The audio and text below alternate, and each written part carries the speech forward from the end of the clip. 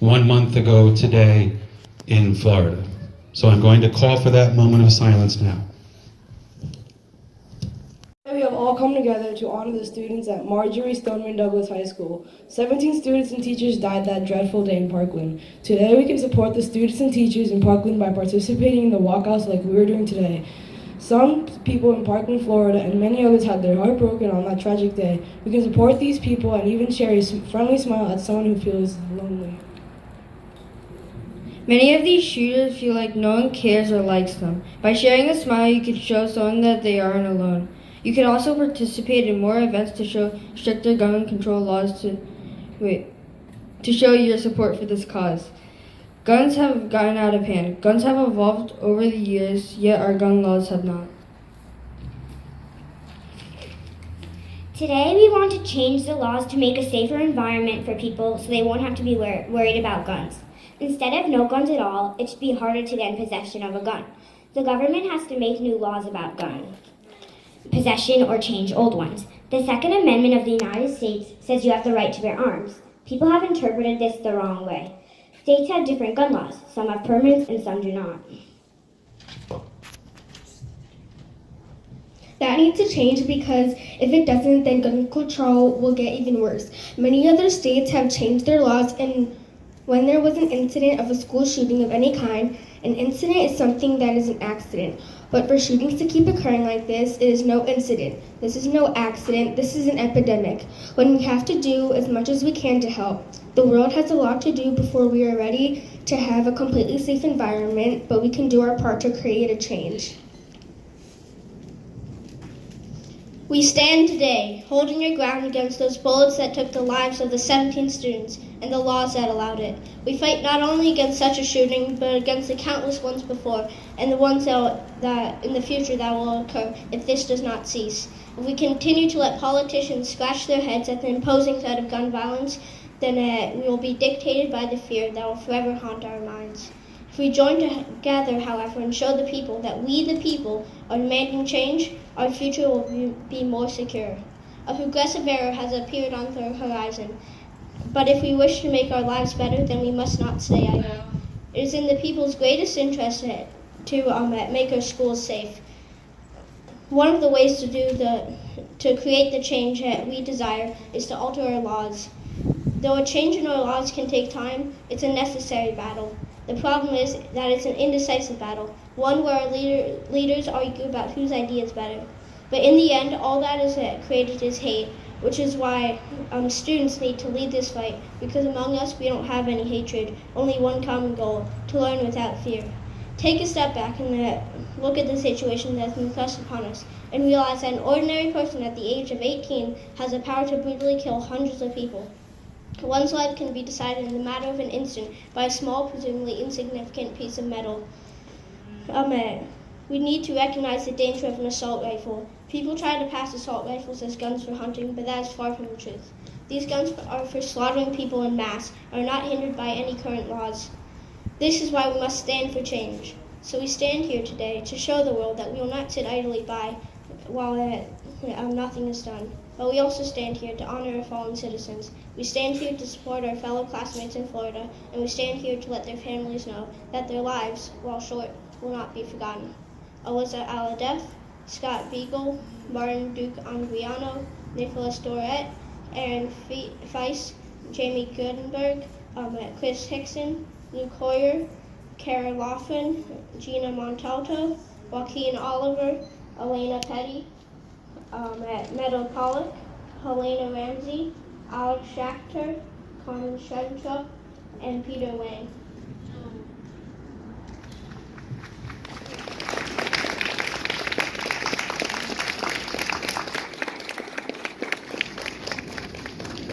In the Orlando nightclub shooting, the shooter killed 49 people. He carried guns that contained rounds that had 30 rounds in them and 17 rounds. They were obtained legally in the period of 2 days. They weren't meant for self-defense. They were meant to kill massive amounts of people.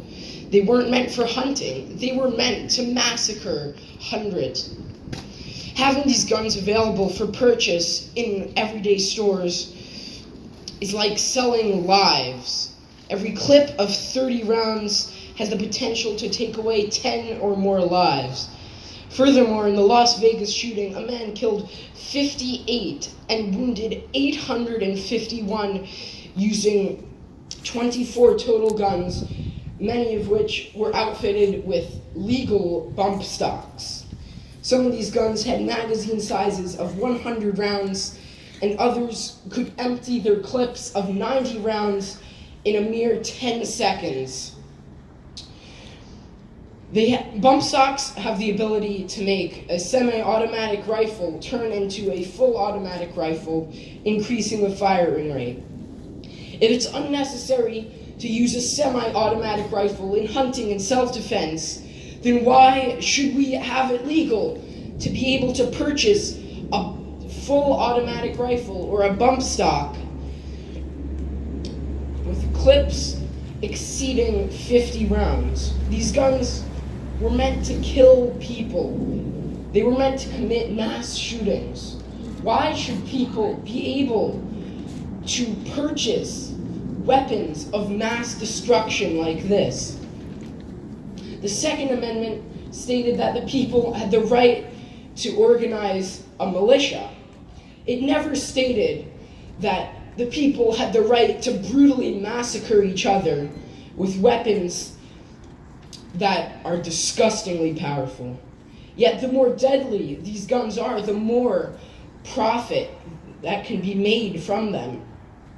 We can no longer stand and say that it was the shooter's fault, that we should have kept an eye on them. We cannot hide behind a wall of lies and say that we can't prevent this from happening. We must take a stand and pass stronger gun laws.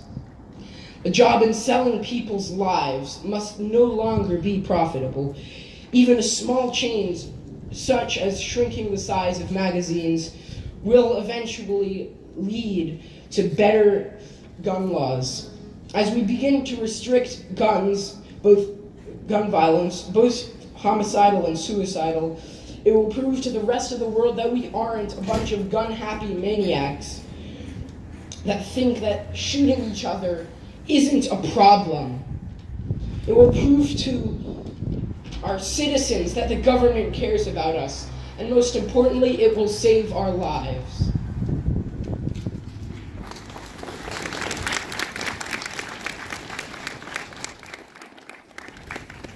I am a child.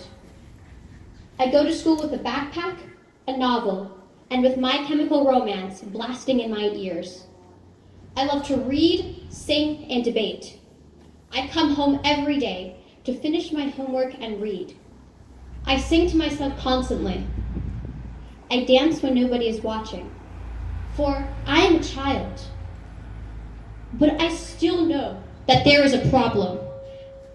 I still know that children are dying. Children who are at the wrong place at the wrong time. Children, not unlike you or me, are being slaughtered like sheep, while the country watches in helplessness, while today's leaders do nothing.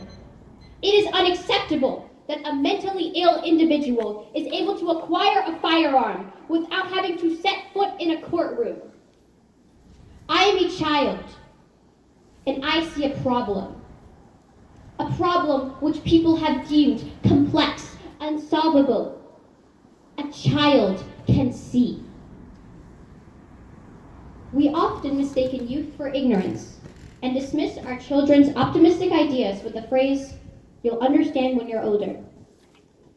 This seems to be the phrase people make to not explain our questions about the world.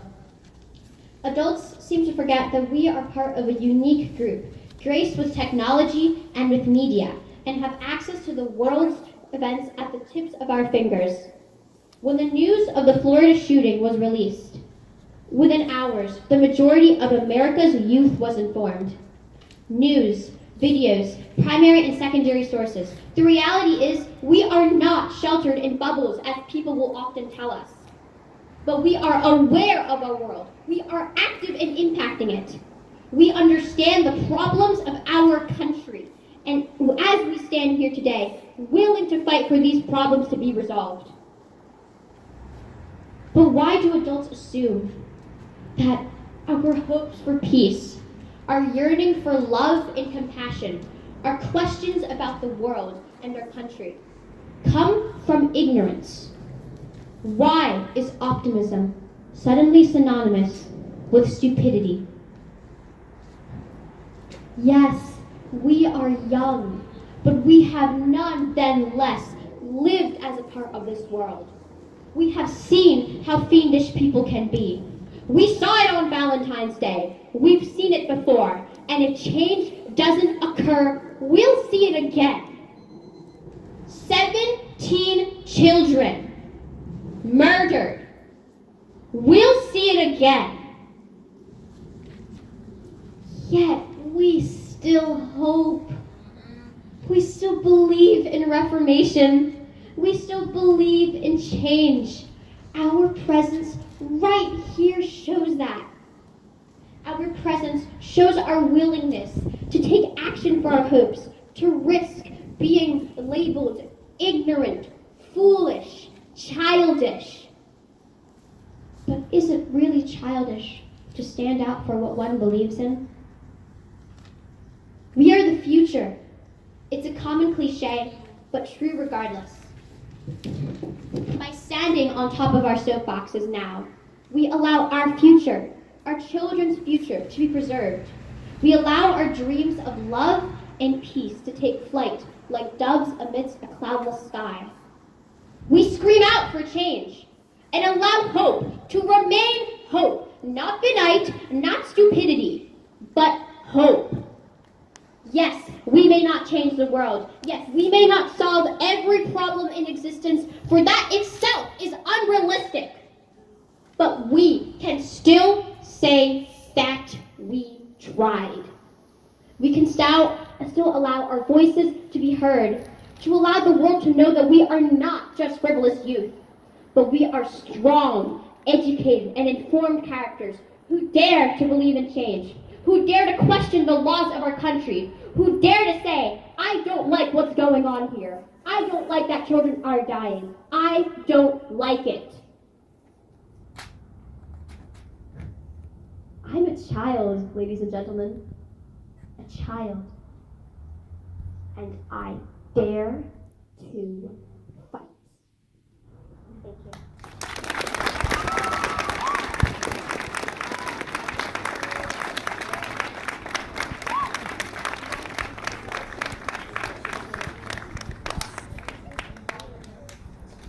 The United States of America holds dear its freedoms, which were part of the historic creation of the U.S. Constitution. With this Constitution, many amendments were written to ensure the safety and freedom of the people. Of these amendments, few were made that have caused conflict in our country. One of these problematic amendments is the Second Amendment, implemented in 1789.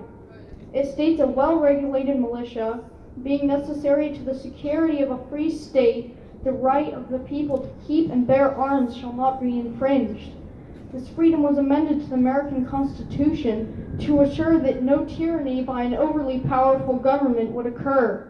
The Second Amendment is important and necessary to protect the freedoms we'll still hold dear. However, times are now different, with minimal threat of tyranny, a higher possibility of domestic terrorism, and very different weaponry. In the 1700s, one could not kill 17 children in under 10 seconds with a gun like a musket. Today, our weapons can destroy cities, kill hundreds of people, and potentially put the world into nuclear winter. The laws around this constitutional amendment need to be changed. We need to institute extra background checks and increase gun costs to honor our dead citizens. Those 17 from the massacre in Florida and many others in the recent past. If we take these steps, these children's deaths will not have been in vain. Though many have died, certain groups trying to protect the Second Amendment continue to deny us our safety, our freedom, and our opinions. Many people's views on gun control come from the efforts of the NRA, which fears that without guns they will be powerless. Influx of ideologies from these types of groups should not be able to control citizens' beliefs or minds. Let's not allow lobbyists to influence what we know is true. The violence must stop, and limiting guns is a large part of the answer. If enough people rise, violence will stop. We owe it to our founding fathers to narrow the interpretation of the Second Amendment to help America continue to prosper. We need to set aside our extreme greed, our differences, and our old-fashioned beliefs. Instead of strapping ourselves with armor, we need to learn how to work as one to become a powerful current that flows in the direction of safety and a unified nation. We need to flow around all the stones in our rocky path. If we take these steps, these children's death will not have been in vain. A system of trust is needed for a better society. Thank you.